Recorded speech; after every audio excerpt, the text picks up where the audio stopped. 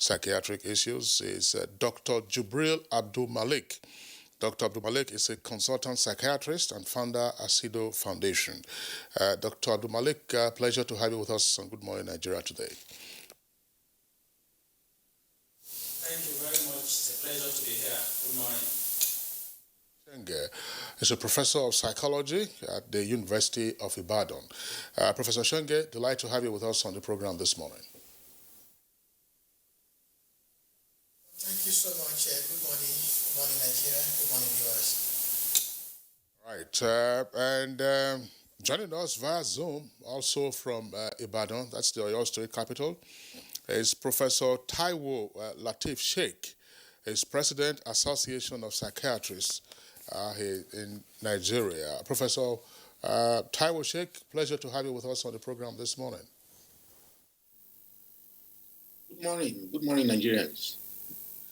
All right. Gentlemen, let's begin this conversation. I mean, it's a fairly serious issue, even though it's not sufficiently recognized as such here on our shores. What exactly is mental health?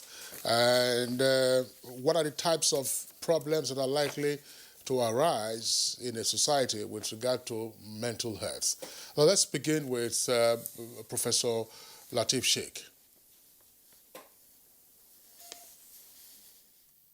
Thank you very much for this question. Mental health is so broad and is part of our everyday life. Mental health is not a mere absence of mental illness. It is not a mere absence of insanity. Mental health is a wholesome well-being in which an individual is able to have his set aspirations and goals in life, is able to pursue it within the confines of our sociocultural demands, is able to contribute his own quota to the development of his society, and lives in a social equilibrium with his environment, that is both human and inanimate environment. So what we mean is that you don't have to be in the hospital for mental illness for us to say that you are not enjoying good mental well-being. For good mental well-being, you must be in a harmonious relationship with the people around you, with the animals and plants around you. You must be able to have your own set of goals and aspirations and pursue it in a way that it will not cause damage or disrupt your society. Then we say you are enjoying good mental health. So that is our understanding of mental health. Let's see the perspective of Dr. Jubril Abdul Malik. Does mental health, as he said anyway, it's not the absence of mental illness, it's not the absence of mental wellness, and it so seems as if there are lots and lots of perspective to that. Can you add some other insight into that, given the fact that you may have come across some other things that may lead us to a new horizon on this issue? Thank you very much for this question. I will just build on what my president, Professor Sheikh, has just said, and just take us a step back to recall that the WHO's definition of health is a state of complete physical, mental, and social well-being. What that implies is that health, generally speaking, sits on three legs. It's like a stool that sits on three legs. And one leg is physical health, the second leg is mental well-being, and the third leg is social well-being. So my president, Professor Sheikh, has defined what mental well-being is. The other additional information I would just like to put there is the fact that mental health is a spectrum. There is nobody that is at 100% and there is nobody that is at 0%. All of us are at different points along that continuum. We may have some anxiety problems, we may have some worries, we may not be very happy with some aspects of our life, and so on and so forth. Some people may be battling with drug abuse issues, post-traumatic stress disorder following armed robbery attack in their home. So nobody is at 100%. But the whole essence of trying to improve our mental well-being is to move as closely as possible to 100% and as farther away from zero as possible. And so this is a positive aspect of health that we should all embrace and try to strengthen all the time for everybody. Nobody is exempt. Thank you very much, Dr. Jibril Abdul Malik. We'll return to our Ibadan studios presently, but let's welcome another regular guest on Good Morning Nigeria who is with us in the Abuja studios, Dr. Oluwashola Ephraim Oluwanuga. She's a senior lecturer in psychiatry at the College of Medicine, University of Abuja, and chief consultant psychiatrist at the National Hospital. Dr. Ephraim Oluwanuga, pleasure to have you with us on Good Morning Nigeria again. Thank you. All right. Just while we are still on the definitional phase of this conversation around mental health, your two other colleagues in psychiatry have given their own perspectives. What, from your own viewpoint, do we need to understand more about what mental health really means? Well, you know, I'm happy to be here today with my colleagues, especially the president of the Association of Psychiatrists of Nigeria and Dr. Abdul Malik from Ibadan. And I don't have much to add other than to remind us that what actually makes us human resides in our mental health. It is the fact that our mental health is intact that helps us to relate to people, take the right decisions, and generally, even to be kind, to be empathic. All those things reside in being in good mental health. That's all I'll just add. All right, thank you. But that's a weighty one to say that that's what makes us human, Yusuf. Yeah. I mean, they said what makes us human is our mental health, the ability to be empathetic and then to relate to other human beings is significant. So we'll come back to you. Now, Professor Shenge, of course, you are a psychologist. What is the relationship between our psychological makeup and mental health? What is the interface? Does psychology also define our mental health, or does our mental health define our psychology?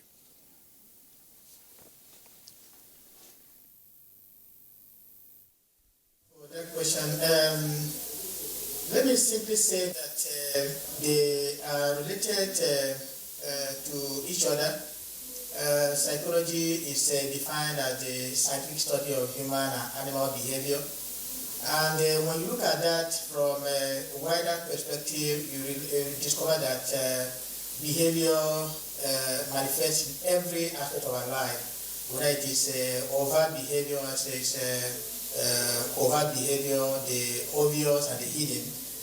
But mental health is very important because it is an aspect of health that complements the physical health, and they are related to each other, and it entails people function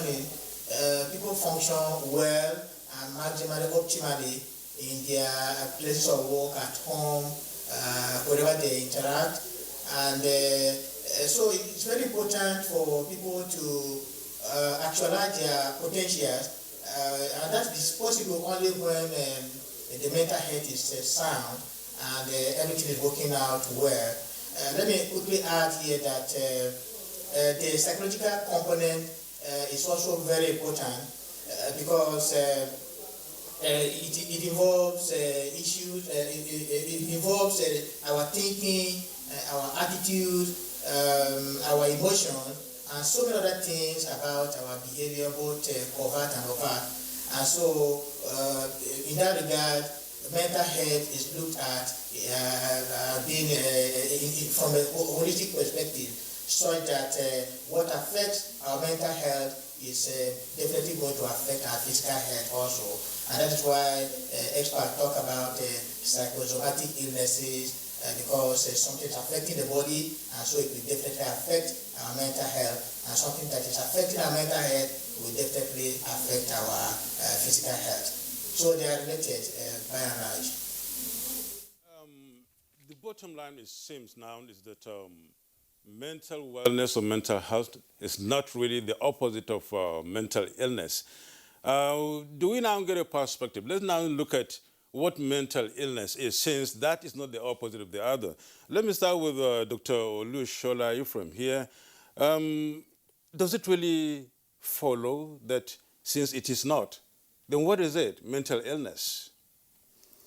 Well, mental illness now, on the other hand, refers to the fact that we can find what in medical terms we will call a pathology. We can make a diagnosis. We can find something wrong. And let me say that there is always a component of time to mental illness, because the fact that you see somebody now, maybe someone hit his car and the person is really very mad and, charging at the other person, it doesn't mean that that person is mentally ill. It's just a sharp emotional response. But when a person is mentally ill, this abnormal pattern of thought or feeling or reasoning or behavior persists over time. And that helps us to say, oh, there's illness here. Before we get too far, persist over time. Over what time, for instance? Well, it would depend. Sometimes for as short as 24 hours, for as short as a few hours. Like, for example, sometimes a person is physically ill and what we call delirium. A person could have a high fever, and in that case you find that the person does not know where he is, does not recognize himself, and so on. Or, that could happen even within the context of other illnesses. It is a form of mental illness, but it's short-lived. But it's mental because it has to do, once it has to, an illness or a state of not being well has to do with a person's thinking, feeling, reasoning, understanding, behavior, it falls in the realm of mental illness. All right. Thank you very much, Dr. Olushola. I want to return to our Ibadan Network studios before we bring in again the president of the Psychiatry Association. Dr. Abdul Malik, in your definitional statement, you did say that partly that mental health is a continuum and therefore also a spectrum, that there's no person who is at 0 or 1%, and there's no person who is at 100%. On the face of it, that presumes that there could be issues with mental health along that continuum. I guess still on the definition of mental health that it is not necessarily something that you equate to mental illness. So what are the kinds of mental problems that are prevalent? Let's use our society as an example. What are the pathological findings with regard to the kind of mental health issues that are common to us in Nigeria? Thank you very much. Before I answer the question directly, let me quickly add to what my teacher, Dr. Ephraim Oluwanuga, has just explained, to mention that the difference between normality and abnormality usually is a function of three things. The first one is severity. So how severe are the problems you are going through? For instance, if my food is stolen now, I will not be happy. But if I continue, you expect me to be unhappy for some hours or some days. But if I continue crying for 2 weeks because my phone was stolen and I stop eating and I'm not sleeping, then that severity of the symptoms I'm feeling becomes a problem. The second distinguishing criteria between what is normal and abnormal is duration, which Dr. Oluwanuga has also mentioned, how long the problem lasts for. So if the problem lasts continuously, again, the duration depends on the specific condition you are talking about. Depression, for instance, everybody feels sad once in a while. There are good days, there are bad days. But if you feel overwhelmingly sad, which is severity, continuously for several weeks, that is the duration, then it is becoming clear that there's a problem of mood. The third criteria that distinguishes what is normal from what is abnormal is that there is interference with your day-to-day functioning. You are no longer able to carry out your usual responsibilities at work, in school if you are a student, with your family, with your interpersonal relationships with neighbors, with people around you. So when these three areas become abnormal in terms of severity, in terms of how long they last, as well as interfering with your day-to-day functioning, then it becomes clear that there is an abnormality with your mental health. Now, specifically to the common conditions we have in our society: anxiety problems, depression globally, and as well as in Nigeria, depression is the commonest mental health problem. And then we also have increasing problems with drug abuse in our society. So if you ask me to say the commonest ones in our environment based on literature as well as based on our experience, I would say anxiety disorders, depression, as well as substance use or drug abuse problems. Thank you. Dr. Abdul Malik, thank you very much. One of the criteria you listed had to do with the severity of a behavioral pattern. You were talking about if you lost your phone, for instance, and you were crying for 2 weeks. I was just going to ask you, what if SARS had taken your phone? How many weeks would you cry for? All right, thank you very much, Dr. Abdul Malik. Let's bring in now Lateef Sheikh, Professor Lateef Sheikh. Professor Lateef Sheikh, in terms again of scoping the types of mental issues that are common to us, Dr. Malik just mentioned anxiety, depression, and substance abuse. What are the usual triggers for these issues? And if there are other issues that you have also identified, what are they? Please, can you take that again? All right. I said that Dr. Abdul Malik already identified 3, according to him, of the most common manifestations of mental challenges or mental health challenges that we have: anxiety, depression, and substance or drug abuse. And my question is, what do you know of other conditions that are common to us in Nigeria, in addition to what Dr. Abdul Malik said? Plus, what are the usual triggers, for instance, that anxiety now becomes a mental health issue for us, or depression now becomes a mental health issue for us in our environment? Well, thank you very much for this question. We do have a very broad types of mental illnesses that can occur. But I want to stress here that the line between mental well-being, wholesome mental well-being, and mental health disorder, it's very thin, just like Dr. Abdul Malik described earlier on, that is a continuum, and we are fluctuating within that continuum. Because you are mentally ill today does not mean that you will not be well tomorrow. Because you are well today does not mean that you cannot be ill today. And then we have in between, like he said again, in terms of severity, we have what we call moderate, mild, moderate, and severe mental disorders. And then we have people who are just experiencing some distress that you cannot categorically say that they are sick, but they are really not enjoying optimal mental well-being. So we don't have a discrete, line that cuts optimal mental well-being from mental disorder. So we are fluctuating in between. And there are so many things that are occurring. There are so many patterns of our behavior and cultural attitudes that sometimes could fall on the border that would threaten your mental well-being, that could make people a little bit more confused as to whether this person, is he well or is he ill. We do have challenges within our communities today that puts people on edge, that you now be wondering. It makes people more irritable. They don't tolerate things that they used to tolerate before. People can become a little bit more aggressive. People can feel threatened and could affect their sleep and appetite. It could affect their calmness, their restfulness, their collectiveness. So you start wondering, is this person well? Is this person ill? So there is that thin line that we have to understand that exists. However, to be more direct, we are in a season where so many things are wrong. We have unexpected things that are happening to us. COVID is one of them.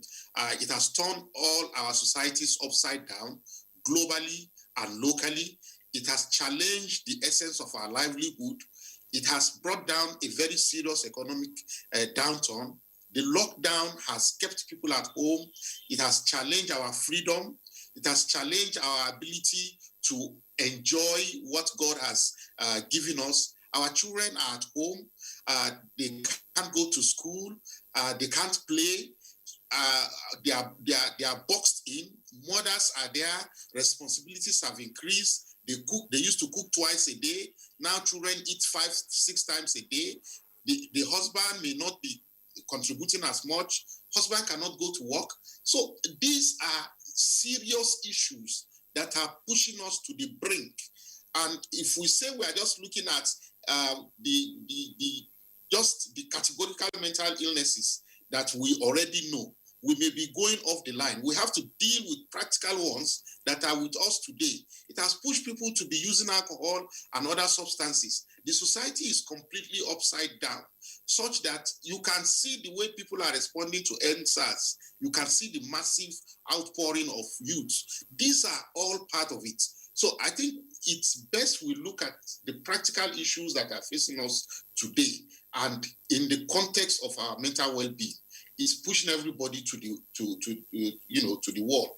Like Dr. Jibril said, anxiety, depression. We have a lot of issues. Post-traumatic stress disorder. Then the psychotic issues, the illnesses that were there before. They don't have access to treatments. The little access they have before, lockdown has cut them off. Pharmacies don't open.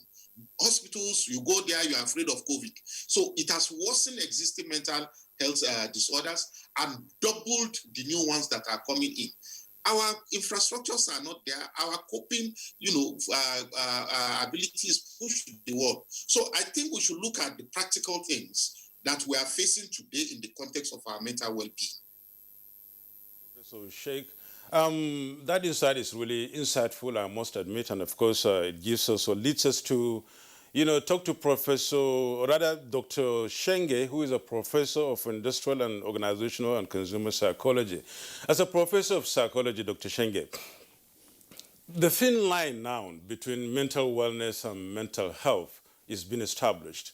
But of course, severity and sometimes interference with day-to-day activities when they don't go normal, and some anxiety, depression, and lots of them come into play in order to suggest that somebody is mentally ill.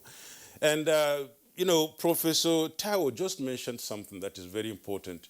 That is the circumstances surrounding our survival today. He mentioned COVID as one of the examples, and the impact of the COVID on the family and the person and members of the family.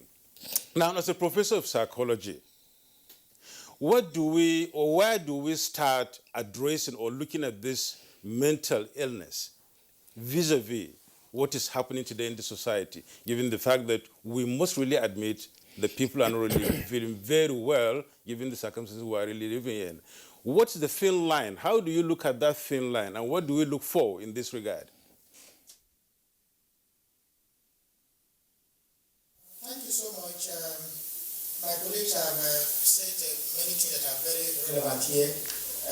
The issue of, we have to point out the issue of the context in which the mental illness is appearing.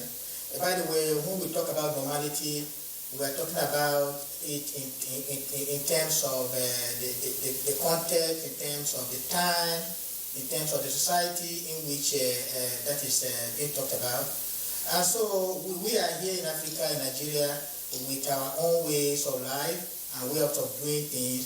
Africa for a long time has been known for having a high, abundant social support to people. And so that has a way of positively impacting mental health. Unfortunately, that social support is also dwindling, even in Africa, in Nigeria. And the environment that we are in here has so many challenges. And we talk about vulnerability, we talk about susceptibility, and these are very, very important. By the way, mental health have been seriously correlated with economic downturn, such that when the economy is going down the drain, then mental health is seriously affected, and so many other adverse situations also. So we can see that there are many of these adverse situations in Nigeria that are affecting people in various ways. So it is expected that mental health also will be negatively affected, which means that if people are generally lacking money to take care of their needs, then it's going to negatively impact mental health. We talk about challenges in the family. Lockdown has brought people together.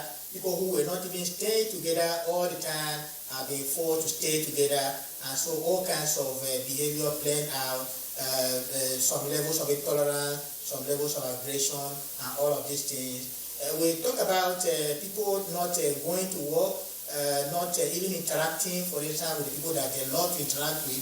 All of these things are ways of affecting mental health.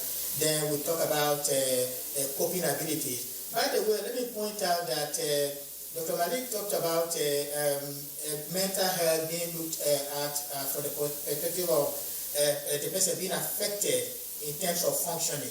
Let me add here that the way it also affects the people around you. When it affects the people around you, it's also an issue, because we do not function on our own. We interact with others to make things work. So if I'm doing my own thing and that thing is affecting you in a way that you cannot function, then it's part of the problem. So it's a holistic thing, and we have to look at it from that point of view. And we need to relate that to our society. Sometimes when people do things, they do not even think that it has an impact on others. For instance, noise pollution, for instance, aggressive tendencies, and some other things that nauseate others and even make them very, very uncomfortable. All of these things are things that we have to look at. So the context in which you operate, very, very important. The time. Let me also add here that it would be funny to say this, but what appears to have been an abnormality some year back is no longer abnormality today. And what is an abnormality today might not really be an abnormality tomorrow. So we have to look at that time aspect of it, not just in terms of it is going on for 1 hour, but that what was there yesterday is no longer relevant today in terms of defining mental health and so on. So we have to look at all of these factors and look at the interdependent nature of a human being, such that what one person does affects the other. And I tell people that what appears to be my output might be another person's input, which means that what I do and how I do it has a way of affecting what some other person is doing. And so this holistic definition has to be seriously looked at. And then we look at mental health in terms of physical health, as I said earlier on, because if the mental health is not sound, it is definitely going to affect the physical health and vice versa. And so all of these things have to be looked at in that context. Unfortunately, in our society, country Nigeria, we have a way of segregating this. We want to talk about mental health separately, distinctly, and then we talk about physical health distinctly. That cannot work. And then talking about a distinct definition and outlook, we also attend to mental health in a somewhat individualistic way, and that is not good. All right, Professor Shenge, thank you very much there for your intervention. We'll return to the Ibadan studios shortly. Let's come back here to Professor Ephraim Oluwanuga. Professor, Dr. Ephraim Oluwanuga, you're marching on to become a professor, no question about that. How much societal awareness is there of mental health challenges? Are we ignorant, or are we in denial, or are we fully and consciously aware before we start talking about responses there too? Okay, thank you. I think that there is a good level of awareness. It isn't that we're not aware.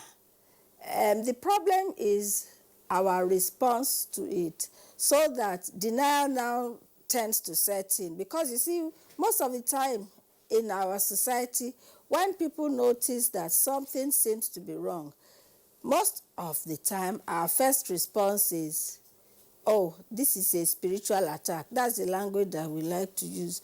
It must be spiritual. So we first of all tend to head for our places of worship to try and get help. Then, especially when it's young people, the other response is, oh, this person must be on drugs. So a young person shows, symptoms of depression. Maybe is withdrawn, keeping to self, not eating well, generally not happy.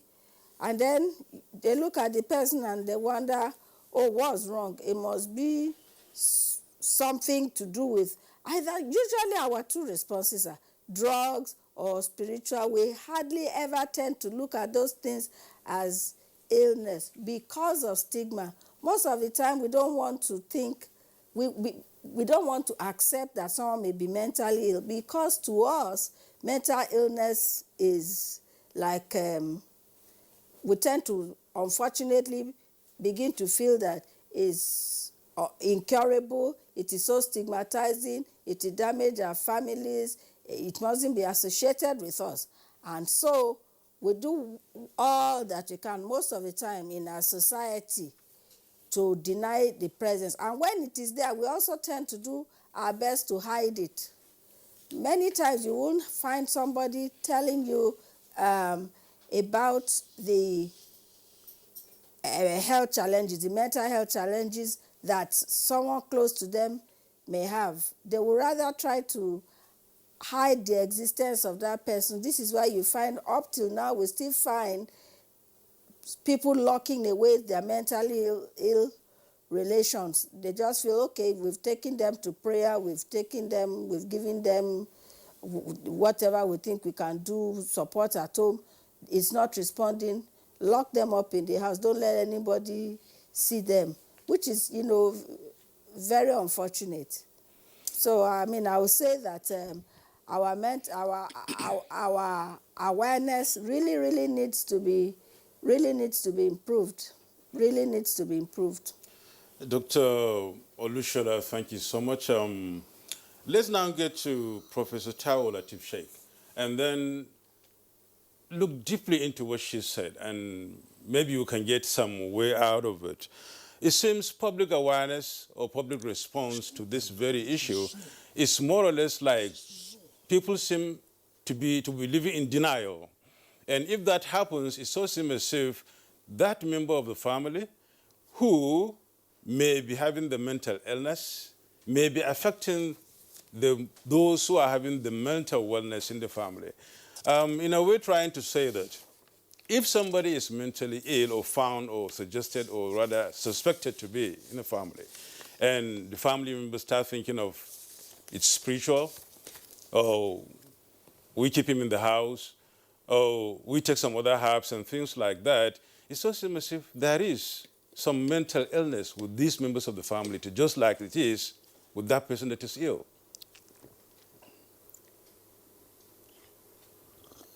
Well, I just want to add on to what Dr. Oluwanuga Ephraim has just echoed. Awareness and lack of awareness is a significant barrier to access to mental health care service.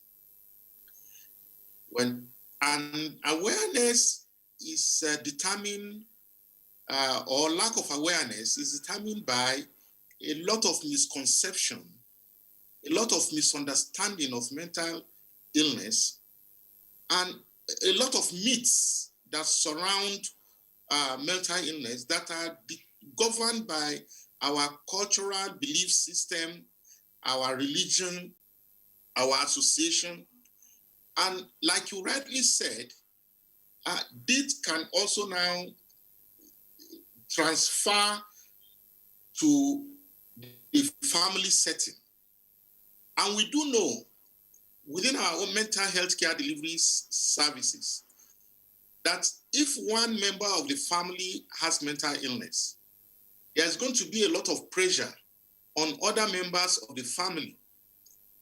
And here it will now be, this pressure will determine whether another person may fall ill or not, because everybody will have to gather. That is within the family. However, outside the family, it could also lead to people, castigating that family, people stigmatizing that family. So stigma also affects awareness, and awareness affects access to uptake of mental health services. Now, I want to let you understand that stigma is a very profound negative thing about mental illness in our society today. And stigma is directed at the mental illness itself. Stigma is directed at the mentally ill person. Stigma is directed at the family of the mentally ill person. Stigma is directed at those who are taking care of the mentally ill person, including me as a psychiatrist. I am stigmatized. Stigma is directed at the institutions that is looking after the person that is mentally ill. And also, there are levels of stigma, including exhibiting stigma at policy level, where there is lack of equitable distribution of resources. When it comes to mental health, they reduce it. So mental, services, mental health services, mental health training, mental health research does not attract the resources that other aspects of health care, attracts. So you can see how awareness can lead to access deprivation, can also lead to stigma, and how stigma can also now further compound this. It now keeps us in a kind of a cycle, cul-de-sac. We have to find a way out of this. And what we are doing today is part of it. Let us know that awareness is very critical. And for us to increase awareness, we must be able to break the barriers that will, negatively affect people understanding the rudiments of mental health and mental illnesses. And like I said, we have myths, we have misconceptions, we have misunderstandings that are directed towards mental health and mental illnesses, and are determined by our tradition, our culture, our level of education, our wealth, and so many other things within the sociocultural norms of our society. Thank you very much, Professor Sheikh. Very useful issues that you have also now thrown up with regard to stigma and how to deal with it. I want to bring in Dr. Jibril Abdul Malik. Dr. Jibril Abdul Malik, now, of course, the myths that have been identified with regard to mental health in Nigeria obviously contribute in some way to the stigma. But let's try and perhaps focus on some of the myths. Dr. Ephraim Oluwanuga already said that. My question is going to Dr. Abdul Malik, who is a consultant psychiatrist. She says, for instance, and we do know that, well, presumably they say that, look, a mental health challenge is a spiritual attack. We have seen reports, and Good Morning Nigeria has also focused on that in our conversation segment, of persons who have been chained in so-called rehabilitation homes because they had mental issues. That's one. In those days, I don't know whether it's still ongoing now, if a person had a mental challenge, they would tie him up and beat the hell out of him, to say beat the devil out of the person. And then people also tell you that, okay, I mean, you see it in some of these movies. I don't know how true it is. They say, look, part of the reason, again, why families would keep a person who has a mental issue at home, they say if the person enters the market, then the madness has already exploded. So how do we deal with these myths? And then how do they impact on the stigma that Professor Sheikh has spoken about elaborately, particularly with the caregivers to persons who have mental issues, as well as affecting policy and provisioning by way of budgetary allocation?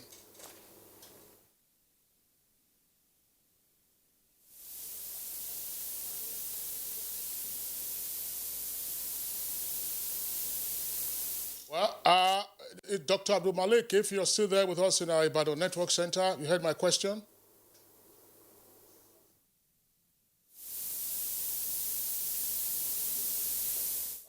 My question, of course, will come back to our Abuja studios here, Dr. Olushola Ephraim Oluwanuga, to elaborate on the points I was talking about, that namely some of these myths that you talked about. Yes. Yeah. Just hang on a second. Now we're having some technical glitches. Exactly what's playing out now? Dr. Jibril Abdul Malik, did you get my question?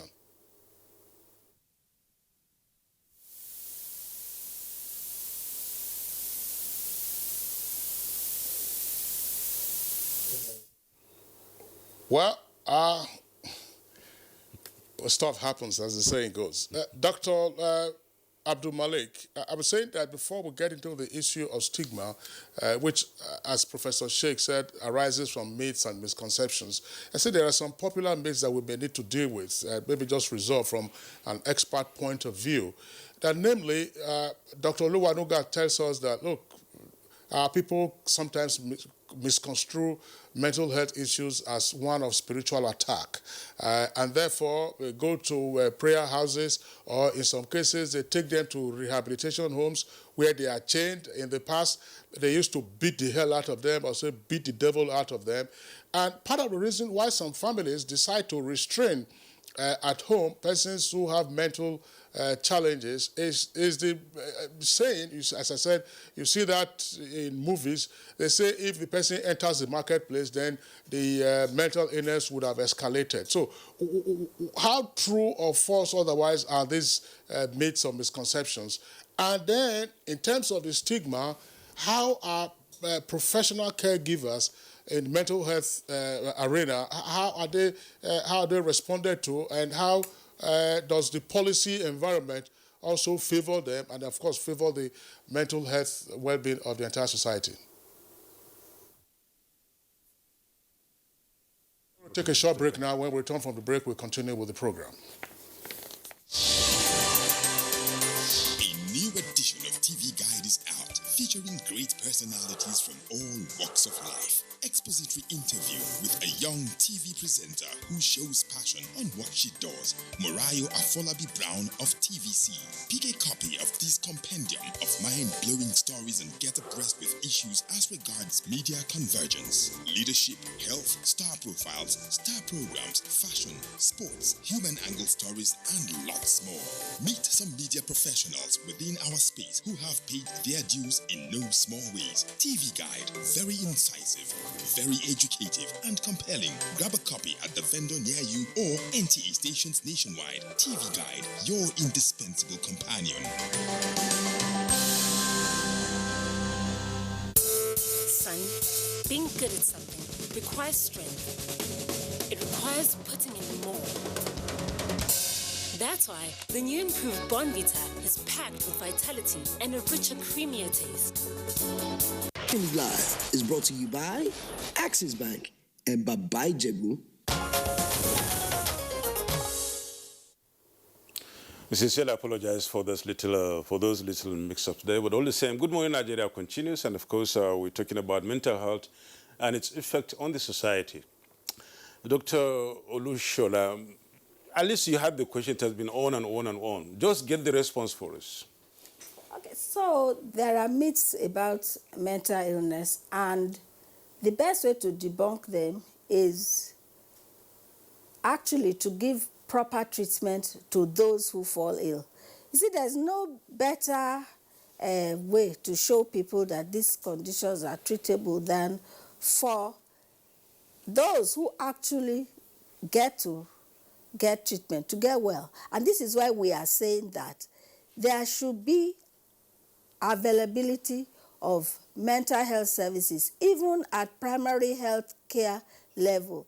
A person should be able to walk into the nearest primary health care center, including the private hospitals that they attend to, which are still primary health care providers. They should be able to have simple treatment, because the fact is that most mental illnesses are eminently treatable. And this is the myth that we have to debunk. These are not spiritual things. Like I always say, well, you know, you believe, because even when they come to hospital, they will still tell you they think it's spiritual. And I will say, yes, you believe it's spiritual, keep praying about it. We that are attending to them, we also have our spiritual beliefs. We're not heathens, but we're relating to the person professionally now. And so these are the steps we have to take. There is psychotherapy. We talk to the person, talk to them about their issues, give them medication when they need it, and when they respond. The same people who believe that this thing was spiritual will understand that, oh, it's medical.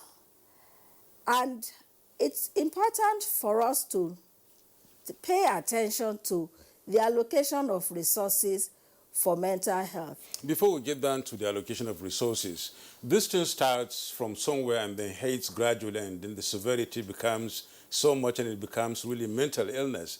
At the earliest stage, if you can just address it at the beginning, you mentioned going to primary health care, if this facility can address these issues.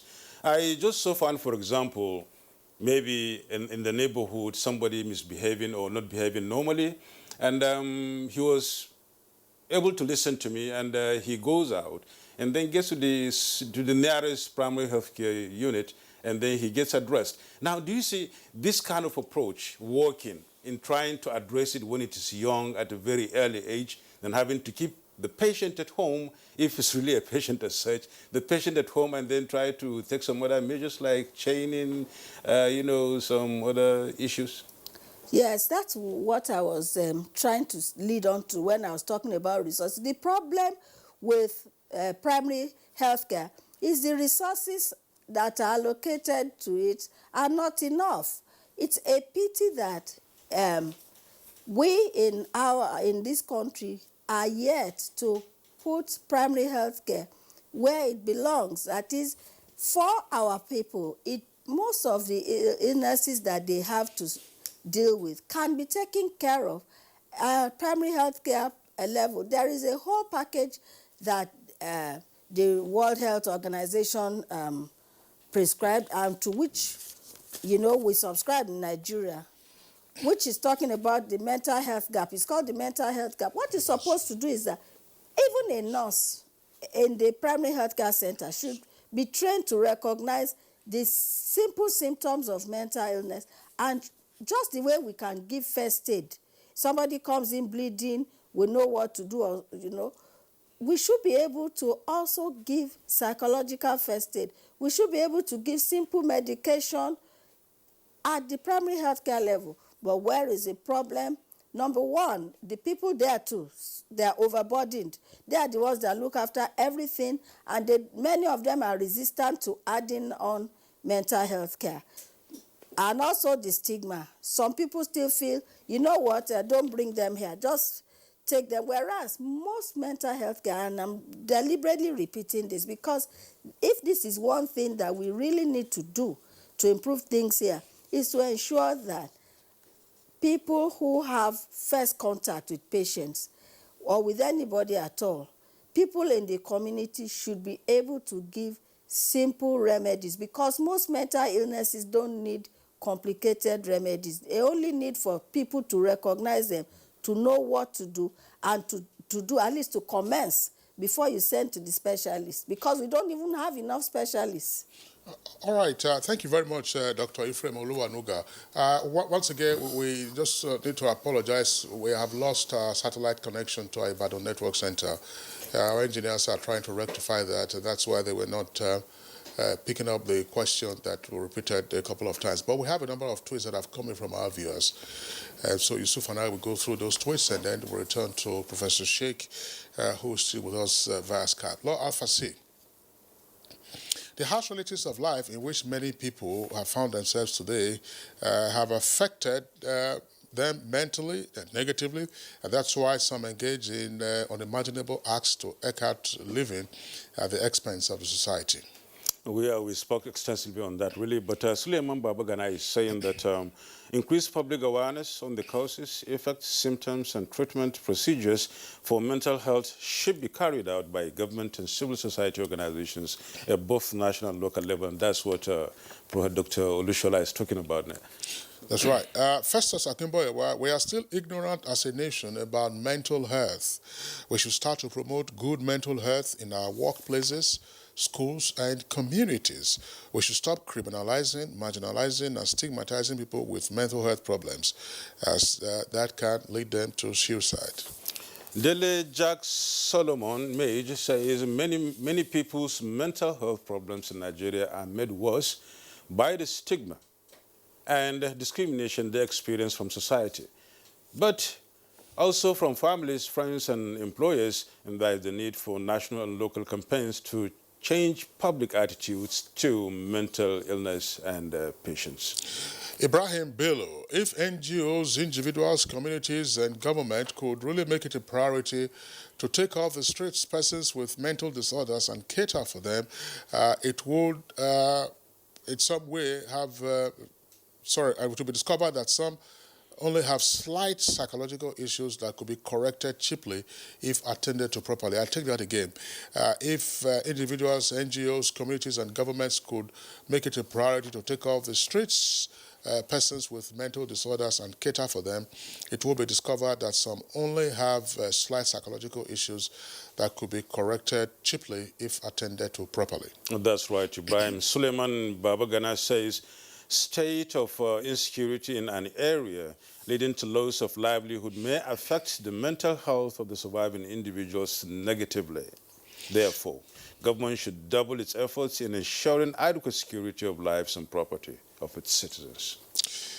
Leo Fadaka, mental health as a level of psychological well-being and functional, satisfactory level of emotional and behavioral adjustment is crucial for a decent society, an absence of which is responsible for societal ills like greed, corruption, and crime.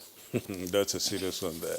And Chris Simeon says depression, stress, and suicidal tendency comes to fore when mental health is seriously affected.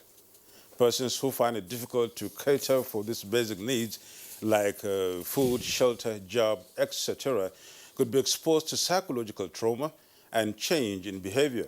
A society with great population of persons suffering nervous and emotional disorder is heading for total catastrophe. All right, Badamasi Haruna Adamu twist. Mental health is something that gives birth.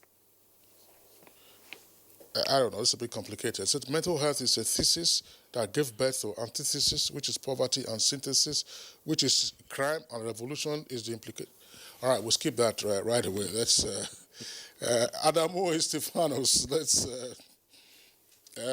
We don't want to get very sweet tweets from Badamasi, but this is a bit complicated. We'll take time to break it down. Adamo Estefanos, that's the next tweet we're taking.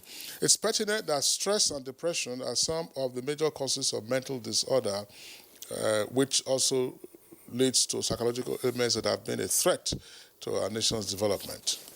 Nanda Muweyap says talking about mental health helps improve our communities by making it more acceptable for those suffering from mental illnesses to seek help, learn to cope, and get on the road to recovery.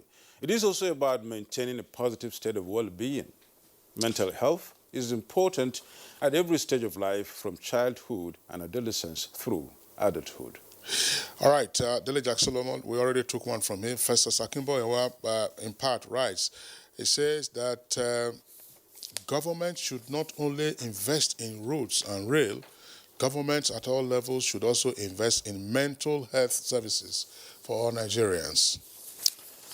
And it's Mike Nyako who says it's very unfortunate seeing our citizens with this ailment roaming the streets and not being confined to psychiatric hospitals.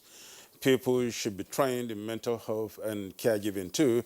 Governments at various levels should build psychiatric hospitals and rehabilitation homes for individuals with the challenges. Survivors from the ailment should be reabsorbed into the society and fully engaged in jobs that suit their health challenge. Those substances that lead to ailment like marijuana, kankana, etc. should be controlled. All right, Suleiman Babagana will take this one. It says increased budgetary provision and having mental health desk officers in MDAs should be a future plan to monitor the state of well-being of individuals, especially security outfits, for increased productivity and prevent brutality on citizens. Of course, that feeds into what's currently trending with regard to the clamor for the reform of the police and an end to police brutality. SARS has already been disbanded. There is a replacement outfit for it. Just Professor Taiwo Sheikh, I want to bring you in again via Zoom from Ibadan. Well, dealing with this on a practical level, I know you already talked about stigma. If we have enough time, we will drill further into that. But let's quickly grapple with this point. The Inspector General of Police has already, as it were, demobilized, but not decommissioned. As I said, look, for all former SARS officers to report to the force headquarters, and they are now going to have a psychological and counseling unit for that. And the point has also been made in the course of this interaction that post-traumatic stress disorder can be a significant factor in the performance of security agents. We have heard that repeatedly about those who are on the front lines against Boko Haram, especially in the northeast. Have we done sufficiently well in seeking to introduce mental health evaluation and care for our security agencies and officers? Because some of the stories that I'm sure that you have heard really are out of this world. Yes, thank you very much for this. In fact, I had it in mind all along. We have not been fair to our security agents. We are not doing what we ought to do for them. Being a security officer puts your mental health on edge because of what you face every day. You face traumatic experiences every day. You have to, deal with criminals. You have to deal with insurgents. You hear gunshots. You too, you fire gunshots. You watch your colleague die by your side. You suffer injuries. You look at life outside there. So it's a whole lot of psychological burden on our security agents. And we don't make provisions for their mental health at all. It's not even captured in our policy. So these people are highly exposed. They themselves, it now puts them on a brink of mental collapse. And people who suffer significant mental health injury like that, they also perpetrate aggression. They kind of get their release by perpetrating aggression to others. So one will not be surprised the kind of brutality that we see from our security agencies. It may not be within themselves.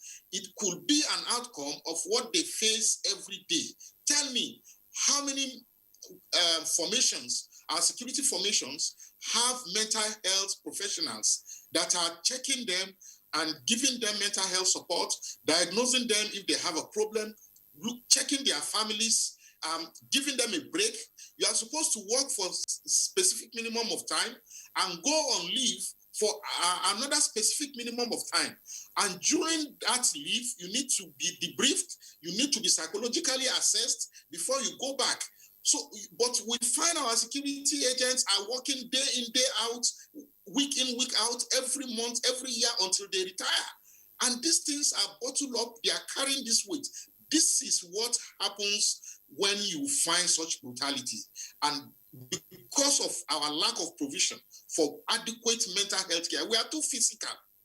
We forget that mental health is the foundation of all health aspects of our lives. So we are just looking at the malaria of the policeman, the malaria of the soldier. We are not looking at the mental health of the military man. We are not looking at the mental health of the policeman who has to deal with criminals every day, who has to protect himself, who has to probably, have to injure people, injure criminals, put criminals under certain situations to be able to disarm them. We are not looking at it. So we have no provision for security agents. So I'm not surprised at what is happening today. I think what Inspector General has done is good, but he needs to do much more than that. It is not enough. You just ask them to go to Abuja. How much can Abuja take? So they should actually be sent to various, facilities where they can be adequately assessed. They should be given a break of a minimum period of time as advised by the people who assess their psychological status that will determine how much break they should be given.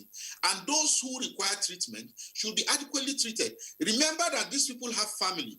They go back home, and what you see in the brutality against the populace, against Nigeria, they also manifest that brutality within their family settings. So it is important that you also look at their families. You try to address whatever issues their family have. Some have disintegrated their families completely. Some have gone into divorce. Some and so many other things. You need to rehabilitate them. So the Inspector General is doing something, but he needs to do more. The country needs to do more. There is need for every, like one of the commentators said, every agency needs to have a mental health desk. Every department, every organization needs to have a mental health desk that will take care of the mental health of the people. Thank you so much. Maybe I was talking. No, it doesn't matter really. You made the point, a very good one for that matter. Dr. Olusola, let's come back home and see what's really in what he said. This is more or less like a burden on the society. The illness itself, the patients, and everything. But when we juxtapose this with the statistics we don't have up to around 500, psychiatric doctors in this country. And this is a country of about 200, over 200 million people. When you look at the number of personnel on SARS list, and some other agencies, and the military generally, the police, and even institutions, is down much. How do you think we can address this issue? It's really overburdening on the institutions and, of course, on the government. Well, thank you. I think I will say that the police actually has the structure. I remember a few years ago attending a meeting where the Inspector General of Police himself, at that time, it was Mr. Arase, was seated. They have a big medical directorate in the police force, and many of the DIGs, AIGs were there. It was a big meeting, and they invited me to that meeting to talk to them about what they could do about providing mental health services for the police. And the method that was suggested to them at the time was for us to train people from all over the formations, because they also have, the police has a medical division, they have medical officers, and you don't need psychiatrists for most of these people. It will be a small number that will actually necessarily begin to need a psychiatrist probably for a long time. What you need is awareness, even the medical officers, for them to know what to do. The nurses in the police, for them to know what to do. What they need to do is training and training of trainers, bringing it down so that all over the country, wherever they are, and we too, we have mental services all over the country, no matter how what part of this country, yes, it's not strong, but we have something.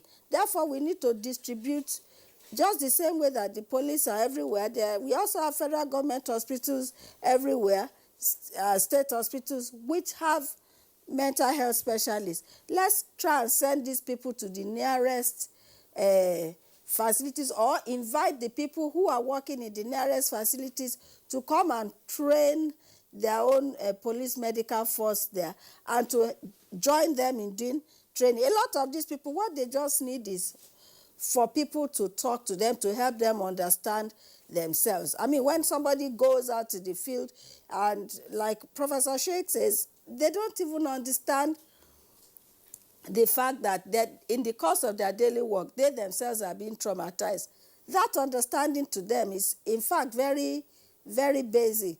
And to me, it even begins from their training in the police college.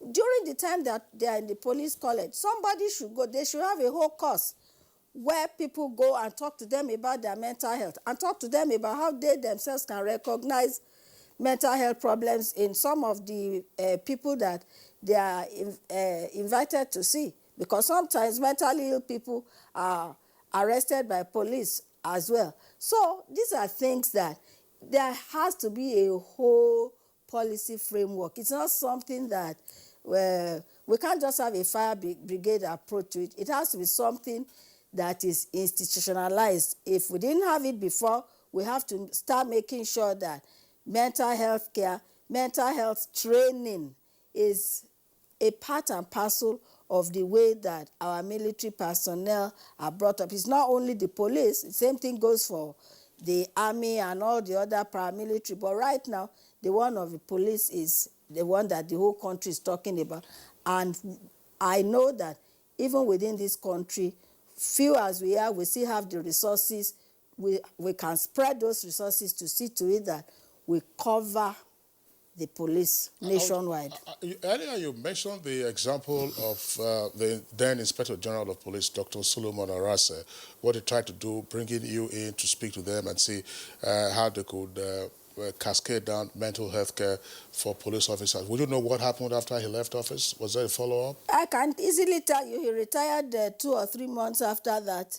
And there was only one thing that took place. The DIG Medical actually did bring people from all over the medical formations in Nigeria. They came to Abuja, and with a few colleagues, we were able to organize a training for them. And this was in conjunction with the Federal Ministry of Health, by the way. We were able to organize training for them in primary health care, what you're talking about, the mental health gap, which is the primary health care mental health package recommended by the World Health Organization. But you see, the problem is that just the way it is in such organizations, people get posted around and so on. Some of them get... And the ideas get lost. Yes, the ideas get lost. All right, Dr. Ephraim Oluwanuga, thanks. We understand that our connection to Ibadan has been restored. I just want to bring in Professor Shenge. Professor Shenge, this could very well be your closing thoughts, but so make it short and sharp. We're talking about the occupational hazards and the implications all of that have for mental health. I wonder if you heard both Dr.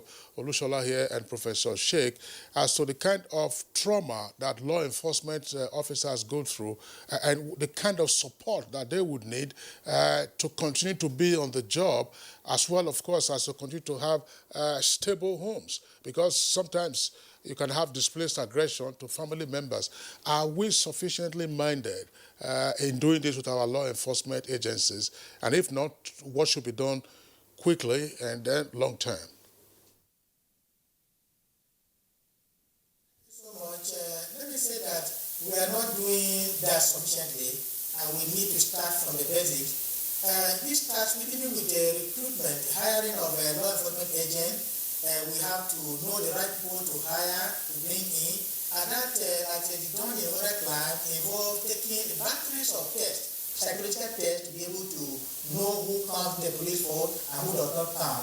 And when they eventually come, we need to know who goes to which department, at what time, and so on. So we need to screen people to be able to manage their duty very well in relevant department.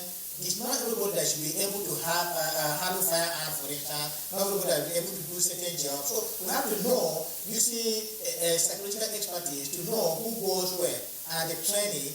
And we need to always take stock of the things that they are doing in terms of knowing the level of stress that each one of them is facing and how we can support them with social support and some other facilities. We need to provide equipment. We need to relate with them like human beings and address their challenges. We need to know that police officers have families, they have their own concerns, they have different things that they need to do. So we have to look at all of these things politically. Then we have to do away with all this stigma. For instance, if a police person reports realistically that he is mentally not okay, is the police going to retain him there? The fear will be that once I report that I'm mentally not okay, I will be thrown out of the job. And all of these things have ways of affecting this issue. We have to look at the issue of the funding and all of these things. In 2004, I got a MacArthur grant to study mental health financing and service delivery in Nigeria and in Canada. And I got what I did not bargain for because the difference was so clear. Now we know that we don't even fund physical health so much, but it is interesting to know that mental health is far, far lower in terms of funding than physical health. And so we can only imagine the level of the problem. So we have to look at all of these things realistically. We have to bring in experts, psychologists, and other mental health experts to come and look at these issues, encourage professionals to work holistically and in synergy so that these things be sorted out. Identifying one particular group of professionals to deal with this issue is not enough because when we come together, problems are better solved. So in this regard, I think now that the SARS have been demobilized or disbanded, we need to bring in experts to come and look at these issues and advise the police authorities on what to do by way of identifying the challenges that the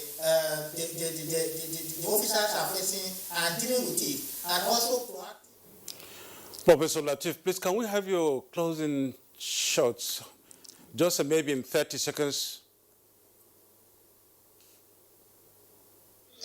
This 30 seconds. Let's go on to Olushola, please, 30 seconds. What are you saying? This year's World Mental Health Day theme refers to allocation of resources. We need to have adequate resources allocated, even within families. Let's take time. Let's look at one another's mental health. Let's see what we can do for one another. And also, government too should provide more resources to look after the mental health of the people. All right. Chief Consultant Psychiatrist at the National Hospital and a Senior Lecturer in Psychiatry at the University of Abuja, Dr. Olushola Ephraim Oluwanuga, I would like to thank you always for being with us on Good Morning Nigeria. Okay. From our Ibadan Network Center, we were joined by Dr. Jibril Abdul Malik, Consultant Psychiatrist, and Professor Alexander Shenge, Professor of Psychology at the University of Ibadan, and also from Ibadan via Zoom, Professor Taiwo Lateef Sheikh, President Association of Psychiatrists in Nigeria. We thank you for your contribution to our discussion this morning. So that does it for us today on Good Morning Nigeria. We appreciate your being around. The program returns tomorrow, 7 in the morning. Well, have a nice day. I'm Kingsley Osadolo. I'm Yusuf Nadabu Suman. See you tomorrow.